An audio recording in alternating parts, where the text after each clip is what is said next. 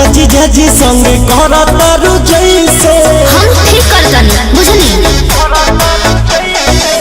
फगुओ के दिन केहू करेला जैसे अपना जीजा जी संगे करतारू जैसे डाले खातिर बैठल बानी काहे डालवावे लूना हमके बोला के अच्छा आज जीजा तोहर रंग मारा चाहिले खाला दे बुझलो लगतले आए बड़ा केमिकल मिला के हर बार सब दिन बता जीजा तोहर रंग मारा चाहिले खाला दे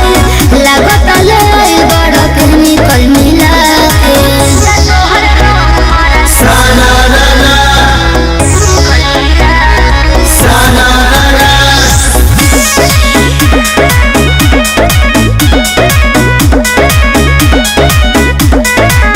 छोड़ा जाए दाय साली खिसियाइल